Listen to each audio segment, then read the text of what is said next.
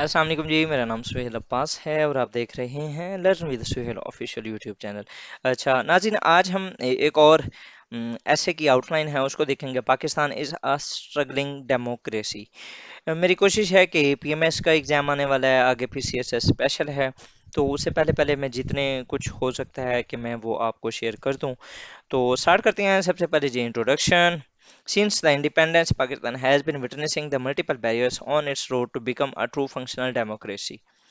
पाकिस्तान के रास्ते में बहुत से ऐसे बैरियर्स आए हैं और has been witnessing. It has been struggling in its fight with non democratic forces, जिनमें जुडिशरी और एस्टेब्लिशमेंट आ गई। However, some sound and candid measures can make the nation on the path of true democracy. तो कुछ हमें जो हैं measures लेने पड़ेंगे, जिससे क्या होगा कि पाकिस्तान जो होगा वो एक ट्रू डेमोक्रेसी बन सकता है। अब मैनिफेस्टेशन कि Pakistan has been a struggling democracy, तो उसके लिए सबसे पहले ये देख लें कि half of the history of the holy land Pakistan को ही कहते हैं, Pak land, is written by the military dictators. आप देख लें कि सबसे पहले अयूब खान साहब आए, फिर जनरल जहा आए, फिर मुशर्रफ साहब आए। तो इनका अब अगर आप टोटल देखें तो ये half of the overall history of Pakistan बनता है। पैसेज ऑफ 18th अमेंडमेंट ये क्यों की गई थी कि आप जो इंटरफेरेंस है ऑफ नॉन डेमोक्रेटिक फोर्सेस, वो बहुत ज़्यादा हो गया था इंटरफेरेंस। तो उसको पैसेज उसको रोकने के लिए 18वीं जो तरमीम थी वो पेश की गई। अभी पिछले कुछ अरसे में ये तकरीबन जो पीटीआई का लास्ट टेन्योर इरा था ना, ऑफ टेन्योर, जो 3.5 सालों का जो आखिरी टाइम था, उस वक्त इसके ऊपर भी अमेंडमेंट की बातें चल रही थी कि इसको किस तरीके से फर्दर अमेंड किया जाए। उसके बाद जी absence of consensus on the consequences of elections. आप 2018 का इलेक्शन देख लें, आप 2013 का देख लें, और अभी भी आप देख लें इश्यूज जिस तरीके से चल रहे हैं, तो हमारा कभी भी इलेक्शन के ऊपर कभी कोई कंसेंसस हुआ नहीं है। जबकि डेमोक्रेसी के अंदर, जो एक ट्रू डेमोक्रेसी होती है, उसके अंदर ये उसका प्रीरिक्विजिट है कि जितनी भी पार्टीज हों वो इलेक्शन के रिजल्ट्स के ऊपर उनको मतलब कि ना एक उनकी कंसेंसस बिल्ड होनी चाहिए। Rigging and non democratic forces interference, it is considered. अब जिस तरह इमरान खान साहब था तो उनको कहा गया सिलेक्टेड। अभी जब ये आई है तो इमरान खान साहब का जो इसके ऊपर स्लोगन है वो कहते हैं इम्पोर्टेड गवर्नमेंट। तो ये इस तरीके के जो स्लोगन्स हैं interference of non democratic forces, वो चलता रहता है। उसके बाद religious extremism has become a stumbling block. अब इसमें देखें कि टीएलपी, जिस तरह तहरीक लब्बैक पाकिस्तान, उन्होंने मुल्क को बहुत ज़्यादा एक नील डाउन किया था with the passage of time. आप 2017 या 18 से शायद ये ऑनवर्ड आई है, और उसके बाद इन्होंने मल्टीपल धरनेस दिए, और जब जब दिया तब तब गवर्नमेंट को नील डाउन होना पड़ा। तो ये भी एक बहुत बड़ा मसला है in the road of democracy. Democracy के अंदर है, इजाज़त है कि आप अपनी जो वॉइस है उसको आप कन्वे कर सकते हैं, लेकिन वायलेंट होना नहीं है। ठीक है, और इनके जितने भी आप प्रोटेस्ट देख लें, जहाँ जहाँ देख लें, वो सारे तकरीबन वायलेंट थे, और हमेशा रेंजर्स को या किसी तरह का इस तरह का कोई थ्रेट वगैरह देना पड़ता था। Why Pakistan has remained a struggling democracy. उसके बाद सबसे ये पाकिस्तान क्यों रहा है struggling democracy, Pakistan true democracy क्यों नहीं बन पा रहा। सबसे पहले इसकी ना, इससे भी पहले एक एक जो पहले नंबर पे इसमें लिखिएगा, lack of democratic behaviour in political parties. ठीक है, मतलब कि जो पॉलिटिकल हमारी पार्टीज हैं वो उन्होंने कभी भी डेमोक्रेसी को पुरसू नहीं किया। मतलब कि आप उनकी अगर लीडरशिप देख लें तो वो डायनेस्टिक लीडरशिप है, it is not a democratic leadership. जबकि आप अगर यूएस के अंदर देखें तो वहाँ पर दो पार्टीज हैं, रिपब्लिकन और डेमोक्रेट्स। तो उनके अंदर ये नहीं है कि अब अगर फॉर एग्जांपल बाइडन इस टाइम प्रेसिडेंट है तो नेक्स्ट जो प्राइम मिनिस्टर होगा या प्रेसिडेंट होगा वो बाइडन का बेटा होगा, फिर बाइडन की बेटी होगी, या बाइडन के भाई की बेटी होगी, या बाइडन के दोस्त का, या कोई इस तरीके से कोई सिस्टम नहीं है। जबकि आप पाकिस्तान के अंदर देखें तो पहले एक बंदा प्राइम मिनिस्टर बना, फिर उसकी बेटी प्राइम मिनिस्टर बनी, फिर उसका जो बेटा है वो प्राइम मिनिस्टर बनने के लिए सर तोड़ कर रहा है। उसके बाद अगर आप देखें तो पाकिस्तान में पहले एक प्राइम मिनिस्टर बना, फिर उसका भाई प्राइम मिनिस्टर है, फिर उसका बेटा प्राइम चीफ मिनिस्टर है, उसकी बेटी है एमएनए है। मतलब कि ये जो इस तरीके से जो चीज़ें हैं वो चल रही हैं, ठीक है। तो ये जो एक डायनेस्टिक लीडरशिप है इसको खत्म होना चाहिए। उसके बाद जो दूसरा पॉइंट होगा उसके अंदर आपने देखना है डर्थ ऑफ विजनरी लीडरशिप, जिसके अंदर जब आपके मुल्क के अंदर विजनरी लीडरशिप ना हो, ठीक है, एजुकेशन से ही होती है ये ज़्यादा से ज़्यादा, या जो लोग पढ़ लिख जाते हैं, कुछ बाहर से पढ़ के आते हैं, पोल साइंस आईआर के जो स्टूडेंट्स होते हैं जिनका एनालिसिस कुछ बेहतर होता है, पॉलिटिक्स का शौक होता है, वो फर्दर इसके अंदर ग्रो करते हैं, और विजन होता है, ठीक है, मतलब कि मैं अपने मुल्क को कहाँ से कहाँ लेके जाना चाह रहा हूँ, ठीक है। ऑफ डायनेस्ट, जब ये नहीं होगा विजनरी लीडरशिप, तो क्या होगा, एडवेंट ऑफ डायनेस्टिक लीडरशिप होगी, ठीक है। जब आप एक साइड से लैग कर रहे हैं तो जाहिर बात है दूसरी नहीं आना है ना। तो उन्होंने जो डायनेस्टिक लीडरशिप है उन्होंने क्या किया, made the country democratically vulnerable. उसके बाद ये डिसफंक्शनल पॉलिटिक्स है coupled with the large standing army paved the way of military intervention.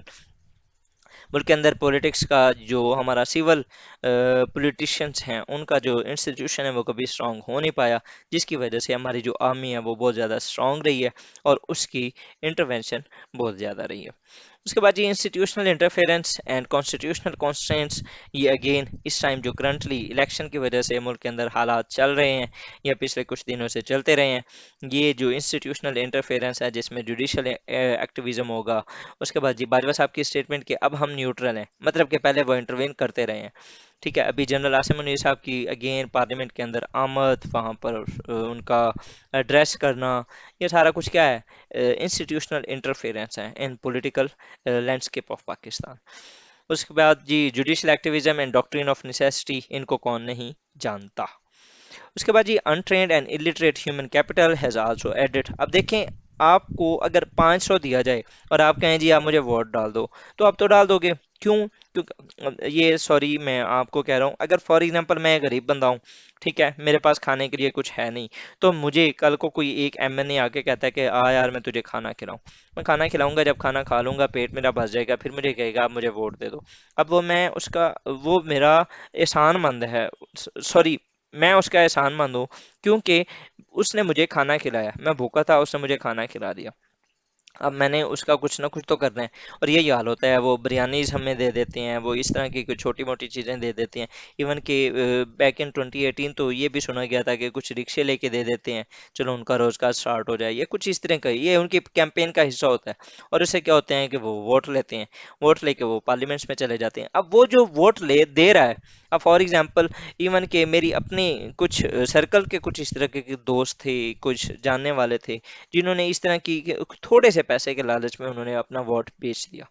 अब इससे क्या हुआ, फिर उनको अगले 5 साल भुगतने पड़े, ठीक है। वो जो उन्होंने उस टाइम 500 लिया था या 1000 लिया, 5000, मैं कहता हूँ 50,000 ले लिया, ठीक है, 1 लाख ले लिया, लेकिन उसके बाद जो उन 5 सालों में उन्होंने लूटना है, ठीक है, उसका हिसाब कौन देगा।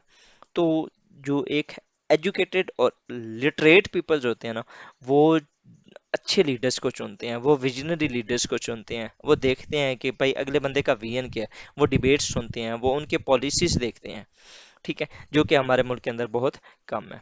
How Pakistan has become a strong democracy, सबसे पहले मुल्क के अंदर जो विजनरी लीडर्स होने चाहिए, ठीक है, and agendas can make the country more democratic.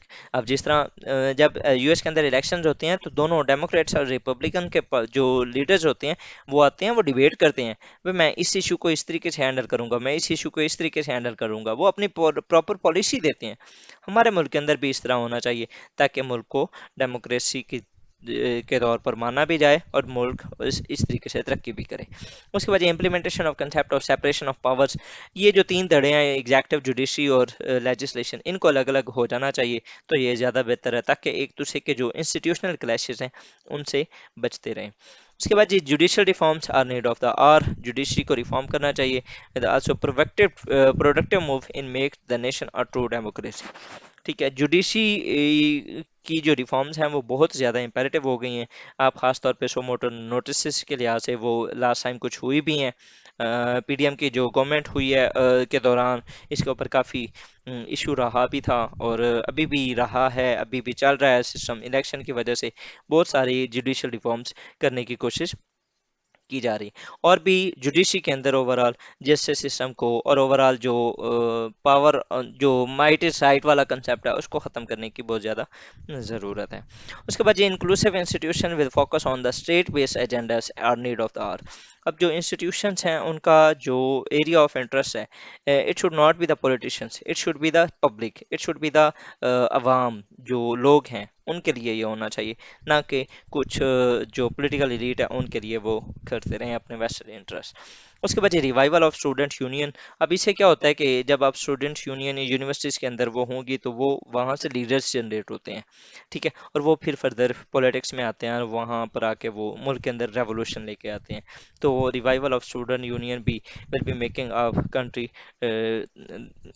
Making a way for the country to become a true और स्ट्रॉन्ग डेमोक्रेसी। तो ये था हमारा आज का लेक्चर, जिसके अंदर हमने देखा पाकिस्तान क्यों स्ट्रगलिंग डेमोक्रेसी है, फैक्टर्स क्या हैं, और फिर हमने उसके बताया कि किस तरीके से हम इसको बेटर कर सकते हैं। ये हमारा आज का लेक्चर था, होपफुली आपको अच्छा लगा होगा। इन द एंड अनाउंसमेंट है, मेरी तकरीबन 350 प्लस वीडियोस मैं इस चैनल के ऊपर अपलोड कर चुका हूँ, और इसमें आईआर हैं, आउटलाइंस हैं, सीएसएस पीएमएस की, करंट अफेयर्स की होते हैं, पाकिस्तान अफेयर्स के होते हैं, मैं मंथ वाइज करंट अफेयर्स जो द मोस्ट रेलिवेंट होते हैं उनको मैं डिस्कस करता रहता हूँ। अगर आप इस चैनल के ऊपर नए हैं तो आप इसे सब्सक्राइब कर सकते हैं, पहले एक्सप्लोर करें, अगर आपको बेनिफिशियल लगे तो फिर आप सब्सक्राइब कीजिएगा और इसको बेल आइकन को लाजमी प्रेस कर लीजिएगा, ताकि आपको जो आने वाली वीडियोस हैं वो उनके नोटिफिकेशन आपको मिलते रहें। स्टे ट्यून्ड जी, स्टे ट्यून्ड, थैंक यू, तो हमें याद रखिएगा। अस्सलाम वालेकुम रहमतुल्लाह।